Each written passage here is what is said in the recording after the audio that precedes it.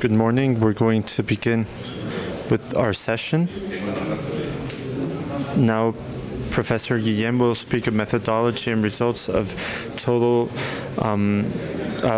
KLEMS growth from the INEGI, but first I want to introduce Mr. Guillen Martinez. Mr. Guillen Martín studied at the ITAM. He did a specialization in the United States. His professional career has developed in the public sector for 30 years, particularly at the INEGI. He was the coordinator of a project called Economic Account Systems and Ecological Account System by the INEGI and supported by the UN and the World Bank. He also introduced the First World series from August 1998 to June 2002. He was Director of National Accounts, Economics, Socioeconomic Studies and Prices, and he fostered different projects and worked in the National Accounts of Mexico and regional accounts and short-term accounts. During this stage, he was also he worked in different sectors of government, and he produced the compound indicators system, unstational data for trimestral or quarterly reports, etc. Finally, since April 2010, he has been the Deputy General Director of National Accounts for the INEGI, and he is responsible for the system of national accounts for our country in general. Welcome, Mr. Guillén. Well, thank you. Thank you to the ITAM, to all of you as well. I think this is very loud, isn't it? And in effect, we'll tell you a little bit of the transition from this experience in building the total productivity of factors in our national account system and some of the results. First thing I'll try to tell you about is a few elements that are underlying in my work and that have been the engine behind the development of this project. Strictly speaking, we can say that the tasks that have been undertaken as of 3 years ago, well, we've worked jointly with the ECLAC and, of course, with the World KLEMS, and through this information, we offer a diagnosis of the contributions of the factors, productive factors, and the total measurements of the factors for 67 groups and activities and subsectors for economic activity. And this series of elements, when we speak in detail, what it allows is a more detailed analysis of each of the activities. And this allows us to understand in depth what is happening with each of the characteristics that form part of the economy in general. On the other hand, it's important to underscore, as Jurgensen said, a time period or series of numbers. Well, we have the numbers for more than 20 years, and what this means is that we can see what's happening in the long term. The KLEMS Mexico project as well has contributed to decision-making in different fields, and this is because today, within the national part of development, one of the cross-cutting issues has fallen into line with these new objectives that we seek to quantify and, of course, to make decisions on the subject. On the other hand, I would certainly like to underscore the fact, and this has been mentioned before, that it's important to say that this effort was undertaken by the National Institute for Statistics and Geography, and in particular, what it has done has been to take us through Latin America. Particularly, it's the first country that's been able to finish this KLEMS framework. And on the other hand, we were mentioning that Mexico adds to these 30 countries that are generating the KLEMS list. We published this on August 12, and it's on the website of the Institute. So I'm not going to speak much of productivity.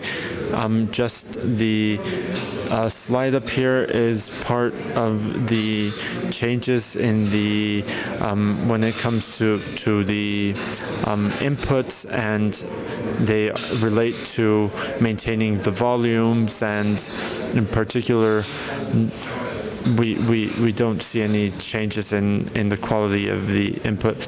However, within KLEMS Mexico, we can say that we've been developing not only elements related to work and capital, but also we incorporate elements related to energy, raw materials, and services.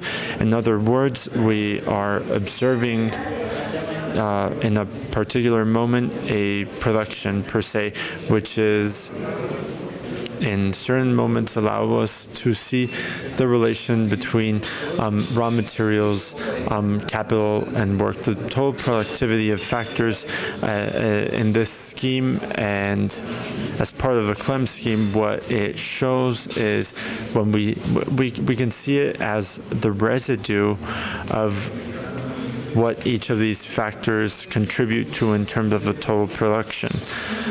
One of the elements that I think is underlying when it comes to work development is the tasks we had to follow in developing this scheme was, first, when it came to capital, was to generate or visualize not only the machinery or construction or equipment, but to determine the proper technology investment and communication and information that need to be made, and see what their contribution was for each activity. And on the other hand, also those that are not associated to communication, technology, machinery, and this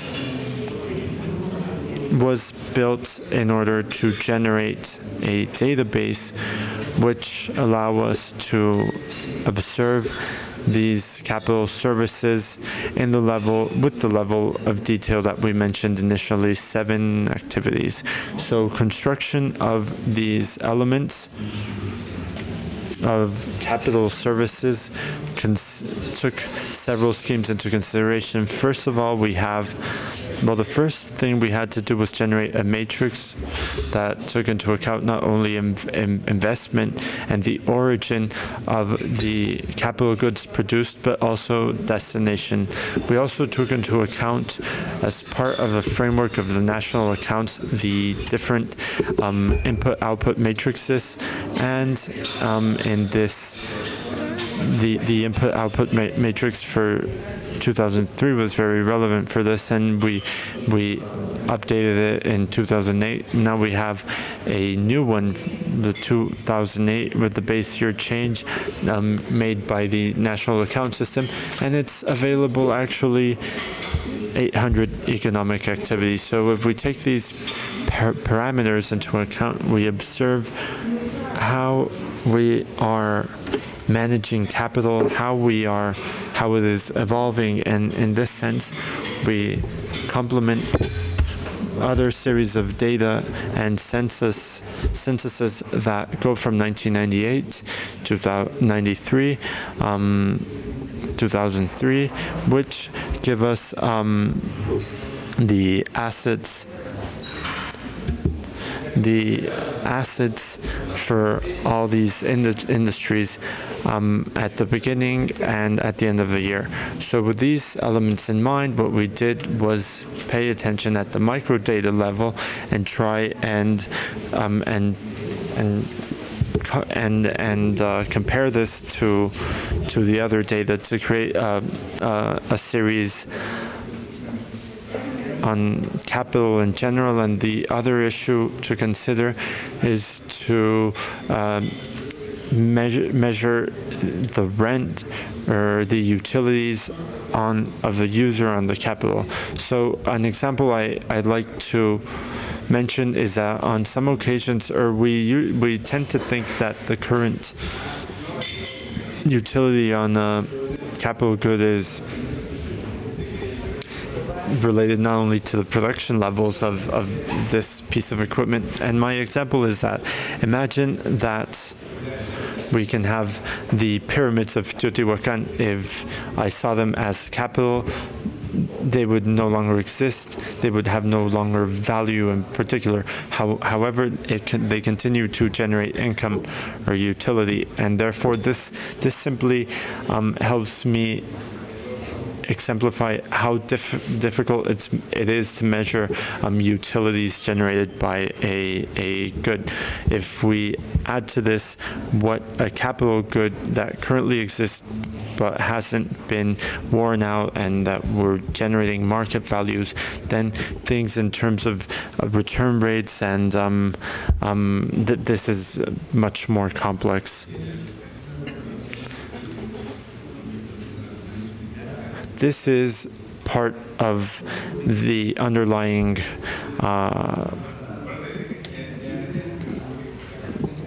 benefits of this work. Okay, now we go to labor. When it comes to labor, it's not only important to identify the number of people who are intervening in a production process, but also the decades, the hours per decade, and what kind of skills they can have. In this sense, we are establishing a series of elements to measure or quantify on one hand, it's men and women and what their levels of education are, whether it's primary, intermediate, or higher education. These also generate the possibility of creating the contributions of the work factors in production. And another would be how inputs contribute to not only capital and work. And this expands to allow us to see another scheme for these different elements.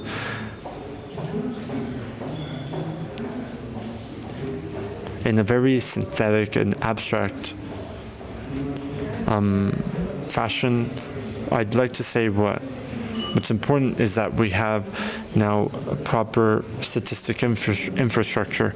We not only used the National Account System information, but also data from economic census and the administrative registers, and this together within a framework of national accounts allow us to create a homogeneous and ordered system that allow us to reach our current project. Some results, relevant results worth mentioning, for instance, for the total of the economy, and perhaps you've seen this before, the total productivity of factors dropped 0.39% for this time period. But we can see some very interesting things. If we look at the contribution of computers and communication systems, this contribution was 0.38. This 0.38 on the total of the change seen in production, which is 3.58, is about 30% of the contribution in growth of production. On the other hand, we can see that the rest of the machinery contribute with about 1.2, and that continues to be important The work is done point 43 for the economy, and in particular we see how at a certain moment we use the resources, the intermediate use inputs where raw materials pay an important 1.16% contribution. If I add all of these contributions to growth, what I'm looking at is the total sum of the factors, which is 3.97, which is superior to the growth obtained from the production per se, and this determined production as a residue. So this shows that we have periods with increases and drops, and this has to do with certain events in particular that have taken place in Mexico: crisis in 95, 96, 2009 as well. Particularly, we were very affected. However, we see rebounds when there is a drop in productivity, in total productivity factors, but you see a rebound occur in the next years after these events. The primary sector, and these are a series of aggregations, what we see in terms of productivity of the primary sector, well, there's a drop of minus 0.4%, but I'd like to highlight the contribution of computers and communication equipment. It's zero, so it's insignificant in the agriculture sector of the economy. So it's easy to understand what may be happening there, and it's related to the behavior of the economy in terms of the agropecuarian sector. Okay, so machinery plays an important contribution, and also raw materials. In the case of energy, we have its contribution may be negative for a particular reason. When it comes to prices of energy and the agriculture sector of the economy, it's dropping, so the contribution is falls in these results. Another important element worth highlighting is, well, in the secondary sector, we have a drop in 0.34%, and the capital factor is contributing 1.10 points in the total of the factors. And on the other hand, we have raw materials. In the secondary sector of the economy, these industries associated to foreign trade come into play. For the what we call maquila in Mexico, and the size of the materials imported are also reflect on the total contribution. Work also comes into play here. It is 0.24%, but at the end of the day, our balance is negative in the total productivity of the factors. I'd like to put two things into consideration here. So we've selected two examples: the printing industry and the transportation manufacturing industry. You can see for the second one that there's a 0.9% increase, and that it is particularly associated to the contribution of capital, particularly, and raw materials being incorporated in the production process for vehicles. And when it comes to the printing industry, we select it because it's much more intensive in terms of the work factor. So what this means is that its factor is 0.02%, and Aside from this, not all activities, and this is worth mentioning, that even though at the global level we can see growth or drops, at the sectorial level some activities grow, others fall, depending on the specific characteristics of each of them. Also, another result that we may observe at a certain moment has to do with the service sector of the economy, tertiary sector.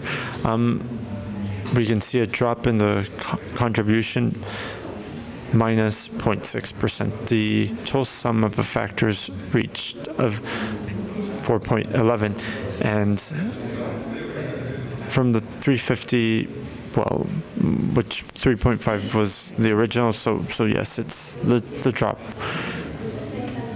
So the capital factor plays a 2.3 contribution, but in the ticks, it's 1%. So 22% of a contribution is associated to communications and technology equipment. And when it comes to labor, it's 0.68. And we can see this. And we can select two. On one hand, we have hospitals, and on the other, we have hotels. On the one grows and the other falls. And what this means is that in terms of their contribution, in the case of hospitals, we see that there is almost an equal contribution between work and capital factor, whereas in the capital factor we have a 2.08 contribution, and the work factor it's 2.22. So there's more use of a work factor than capital. So hotels, well, it's the contrary. Their capital services being used include, well, their buildings and such, and it's 1.4, and their workforce is relatively smaller. Not only this, we have some points that need to be considered. This work also shows us the contributions according to the level of education.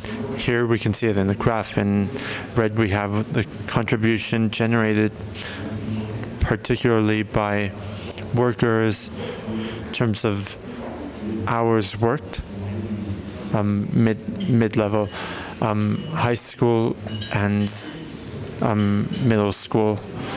And it's related to the characteristics of the labor market.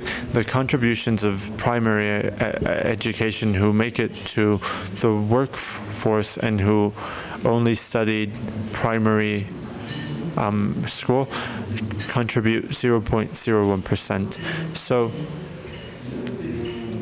then we have people with higher educations, postgraduate and bachelor degrees, and their contribution is 0.07. But what's interesting here is that the pyramid of the workers who are part of the labor force is much smaller for those who contribute to this, but it's 7 times than that of people with lower educational levels. Another interesting result that we can see here is to the contribution and work per age.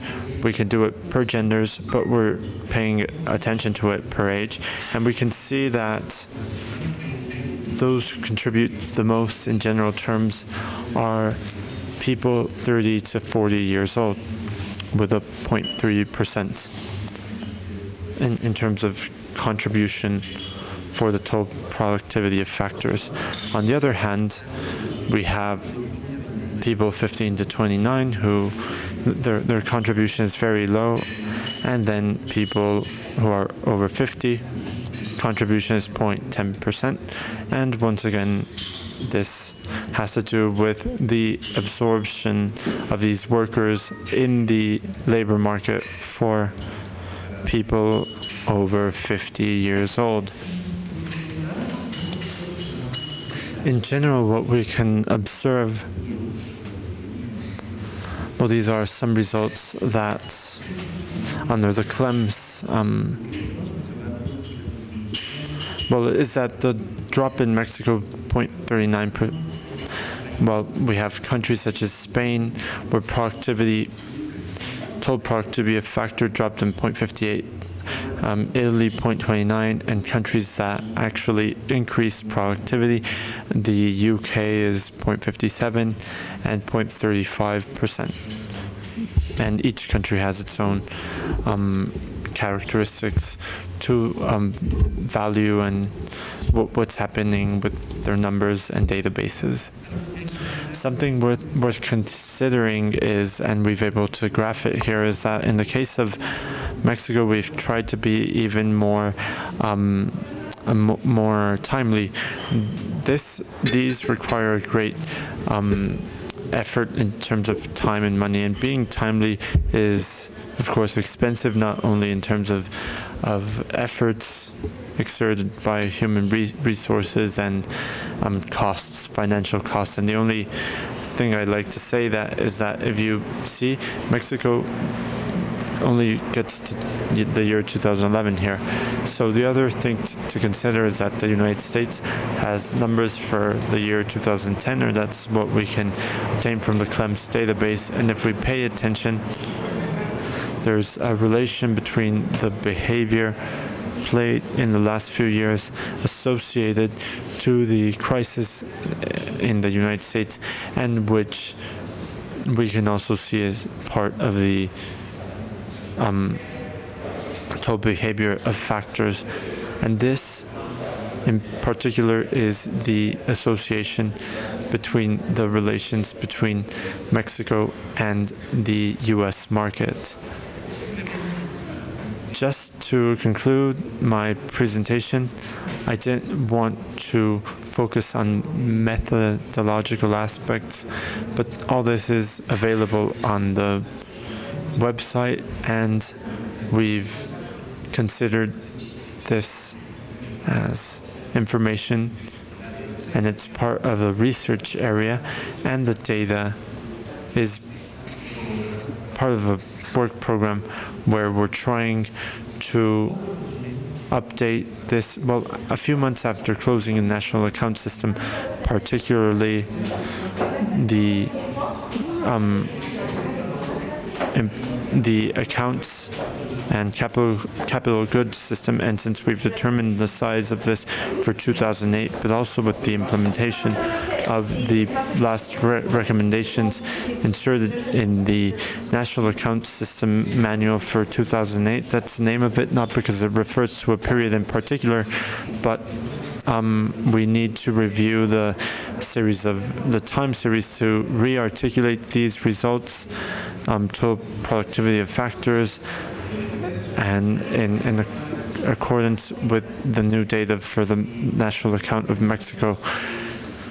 There are several underlying factors here. The project refers to a reference here for which we have this, and this is the year 1995. We are going to transfer it to a database that includes the accounts for 2008 in this case, and we will also incorporate innovations in terms of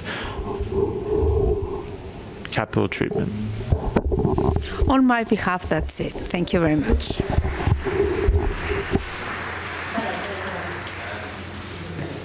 Thank you very much, Mr. Guillén. On my behalf, I have some comments, very brief, and then we will move forward to the Q&A session. I don't know if my presentation is available.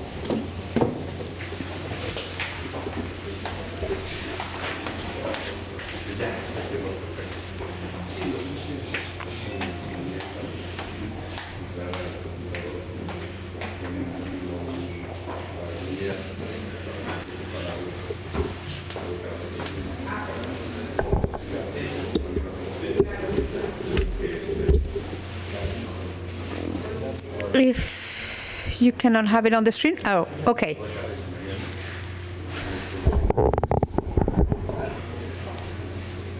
First of all, well, I would like to say that INEGI has created a great amount of valuable information. This is my name. I am Felipe Meza. I am professor at ITAM. INEGI has generated a lot of valuable information. This is quite interesting for a professor in economy because information produced by INEGI is an essential ingredient in order to have quantitative analysis with macroeconomic models. So if we want to do some experiments in order to assess public policy, the information produced by INEGI is very, very valuable in that sense. It could create many theses of projects at the ITAM, among others. What are the uses to this project? Since I have two uses, well, first of all, it's obvious to quantify changes in productivity in Mexico. And the second one, once that we have that measure, we can measure the consequences of public policies that will have the objective to increase productivity. If there's a public program that wants to increase productivity, we can measure with this data the impact it has had. Why is it important to increase productivity? Well, it is obvious as well, but there are two fundamental issues, which is a neoclassic model in modern economy will increase real salary workers and a greater economic growth per capita. So that is what is important to generate growth in productivity. As professor and researcher, I am very excited, and I am quite interested in information that can be produced by INEGI. I have some questions on calculation of capital, and I would like to submit a series of data that could be provided to us by INEGI because they are essential to carry out modern macroeconomic quantitative analysis. And the second thing is, if you take a textbook like the Blanchard and Dunbar, that's what we teach the students is to measure productivity for GDP, capital and work. INEGI has measured or has broken down the value of production, capital, work, and other factors of productivity. So one could measure as well productivity for the GDP. And why is this interesting for me? Because it can be compared to other studies that are already existing of productivity on factors for GDP. And I would mention an example. And a third group of questions that have already shown up during this conference. Why does productivity drop so much during crisis 95 and 2009? What is causing that drop on productivity? I already have some ideas, and my last comment will be in public policies and changes in productivity. I read the document by INEGI on productivity, and I recall an article that I read. Why is Asia growing? Because they're generating more productivity or because of growth? That was mentioned by Professor Jorgensen. The calculation of INEGI, the start point is in order to create this capital stocks, the long term of fixed term and depreciation rate. Here, I would like to have a little bit more of information that could be published on future INEGI documents, how they had this growth rate on a long term. Did they use previous data, previous to the 90s, to build that growth rate? This reminds me some studies that I have seen on growth of productivity in Asia. Regarding depreciation rate, those rates that the INEGI has calculated are similar in magnitude to what had been used for the United States. And then I quote an article from Professor Prescott, and who received the Nobel Prize for this study. And there are also works of Timothy that has a very strong link with ITAM and has taken the decision of which are the depreciation rates that have to be used. And then we have the 5 and 10% rates. And if INEGI could provide us with that information, that will be an input for further studies. INEGI has provided us a lot of data, but as professor and researcher, I would like to have more. I would like to see this table full of numbers. We have total agriculture, mining, services, among others. On the column, we have GDP, production value, gross output, added value, investment, production values. And on the INEGI, we see percentage changes, but I would like to see the levels of these variables. And I would like to see the valuables of parameters that INEGI has used in order to carry out this measurement. Those Greek letters represent capital on production value, and they are input for all the calculations made by the INEGI. So to fill in the blanks of this table will enable us to do things like the following. We could carry out a model with a commerce trading model to analyze flows of capital. We would need a model with agricultural services, construction, more ideas. If we have levels of these variables and these parameters, we could analyze consequences of the reform to the energy reform. What happens if the government modifies this sector in this way? What will be the theoretical forecast? So I know this is difficult, but what would be the scope? To which extent we can reach? They have implications on the size of sectors and the transition between one and the other. In order to be able to do quantitative models, and we would be missing this kind of information that will shown on the table. I'm gonna hurry a bit because I'm almost, my time is short. With Timothy Quijo, I made this chart that which is showing the GDP per capita and then the breakdown on productivity, capital, and work. This measurement is very simple, ignores that there are different kinds of capital and different kind of work. Compared to the INEGI, is very simple. But this graph, what it is showing is that in time of this stability, we grew because of the increase in productivity, but at the end of that time, stagnation in GDP per capita and in productivity as well. So the data of INEGI will enable me to compare this measurement, which is the most simple one. This is a textbook measurement, with data from INEGI. So if I compare measurement of productivity for GDP, this simple measurement and others, and that of the INEGI, how different will this be?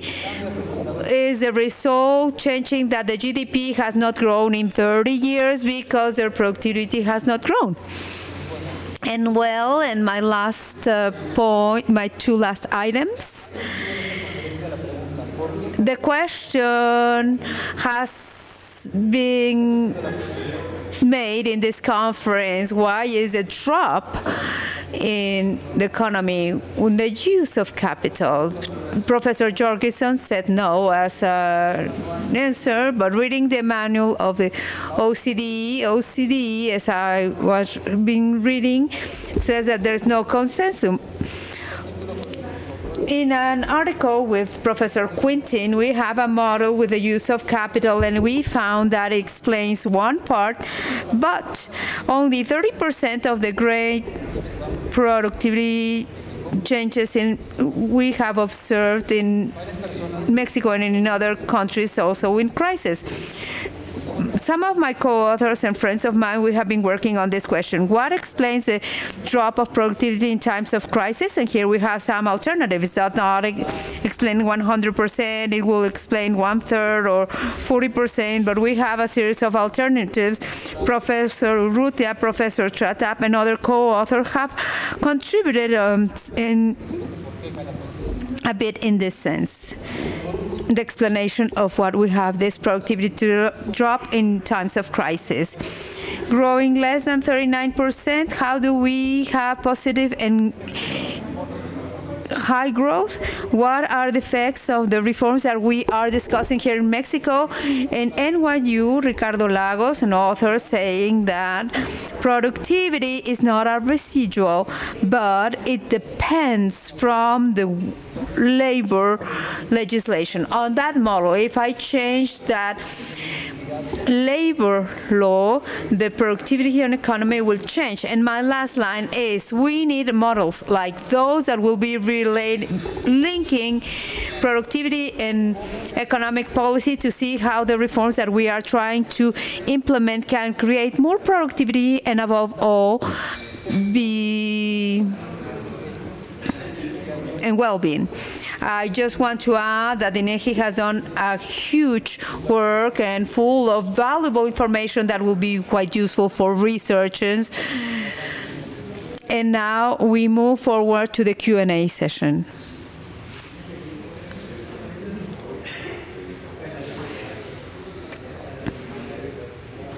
Hello, good morning. Would like to ask you, based on estimates and methodological improvements, how are you estimated the potential GDP for the Mexican economy in an undesirable scenario?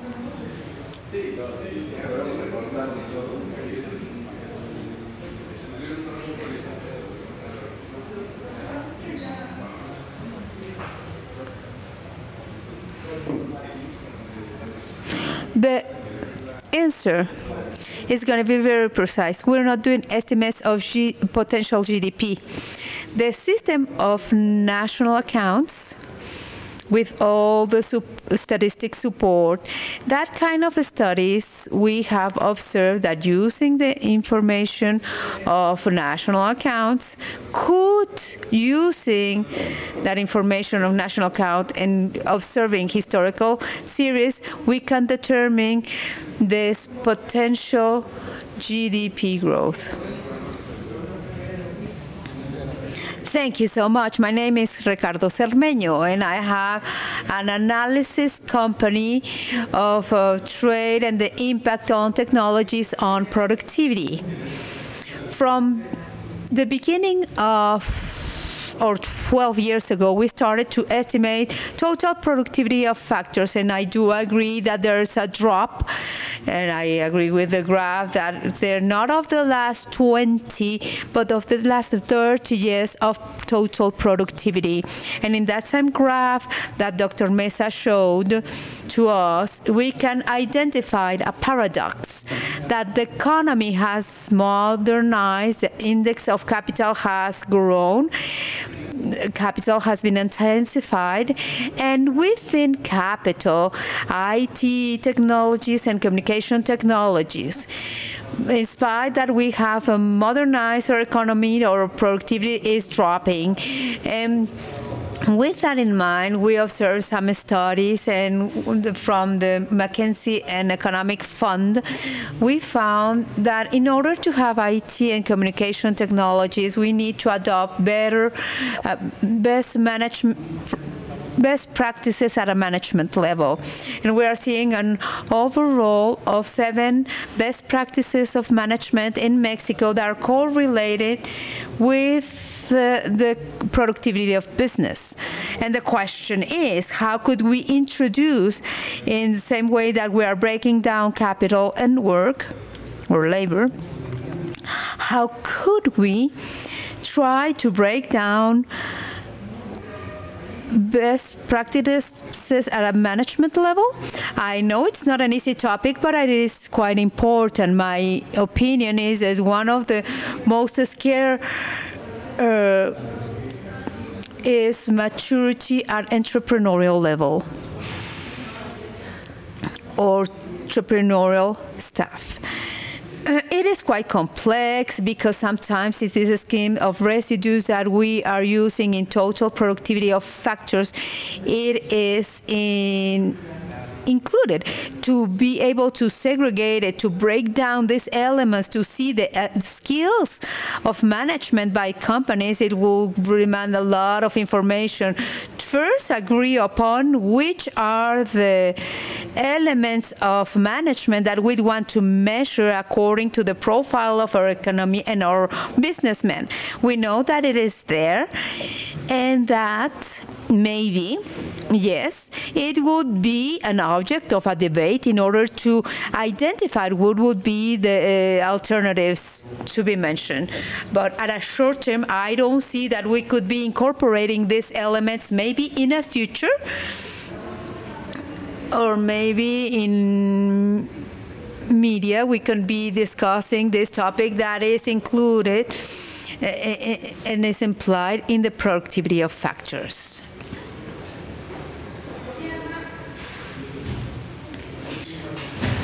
Next question.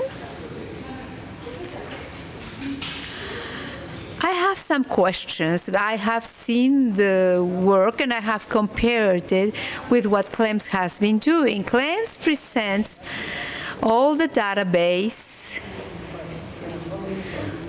with all the ingredients to be able to analyze and reach the data that you have put in your table. So the lack of information we need to accept because it's there, but we cannot understand how you reach to that number if the methodology that you are now seeing is the one that has been followed. On the other hand, there are elements that are quite important and that affect the total productivity of factors. If you're saying that the cost of services, the interest rate, average interest rate is essential, and it changes from one country to another. So I think that it is a very important factor that should be considered in order to rely on what we are reading. The other issue refers to the product values. Up to what we understand, total productivity factors is a relation of index of quantity of product divided by index growth of inputs. There are two problems. One, how do you obtain the index of quantities in KLEM? I want to say this. KLEM uses index price tables. In Mexico, we don't have index price tables, or at least we don't have it per sectors at INEGI. So that's one factor that we need to know. And the other one has the equivalent input, and this complicates a lot, and it questions the formula of residue. I'm going to take advantage because to mention on some of the comments on your comments, Felipe. On one side, yes, contributions are being published on the database, but we have the database on terms of the features that these contributions have at a labor capital level, among others. And what I want to single out here is that we need to articulate this database with the national account system in this latest database with their guidelines. And this is like an experimental kind of work. At the time that we can articulate all this, we can see the availability of that database. That obviously in terms of KLEMS is one of the elements that has to be put on the table for the availability and management of each of those factors. And we could be filling in all those blanks in your table that you were singling out, Felipe. And on the other hand, total productivity of factors changes from one country to another because of the features that can be managed. And we were also dealing, when we were talking about informal and informal sectors, this is a topic that's quite complex in order to determine, because on informal households, the division of capital factors, that is to say, if I go to a house where they sell food, sometimes the stove where they are cooking for the service of the restaurant cannot be divided between when they use the stove for their own family food preparation that from the restaurant preparation. The totals that are being represented on the economical activities have within them that part that cannot be splitted at service level. On terms of prices, well, the truth is that in price indicators, the Institute has been publishing price indicators at a product level. And we have been making some important efforts in order to, I am not the expert on that subject, and I should not be mentioning it, but on the price index, the changes and their association to the activities regarding of the classification of North America, and as a matter of fact, it is there. So yes, there can be a link between these prices with economical activities on the productive activities of goods, and there we can have a wealth or an equity in order to measure capital services. Values of services and the values. Let's say that when we are talking about information, what we did in KLEMS, besides using a solid frame like in national accounts, it was not to create a specific model, but that each of the variables received as the statistical support information that our reality is reflecting today and yesterday for the 20 years that we have been able to articulate. That's why we rely that in the results or the variables that we are measuring are consistent to the reality. And I think that I'm giving you an overall answer on the methodological aspects of the detail that we have put into our measurements, and we use on the OECD manual, we took all the elements that we could in order to create our matrices, in order to have the production knowledge. We use a perpetual inventory system, the appreciation of rates for each of the goods, the kinds of lifestyles that have been managed in order to articulate this was of around 50 items in machinery and equipment. I don't recall them all, but let's say that is giving us 6 years in residential constructions or housing constructions and so on. And each of these elements has been taken into account. Return rate to determine the value of a service of capital. We obtain it precisely from observing the specific index or the prices implicit in each capital good regarding return rate at a certain moment of time was the expectation of income that capital good could generate, and that what enable you to observe the levels with much more accuracy. We did not occupy a generic price, and I believe that with this, in general, the comments, we can go into depth on the methodological side.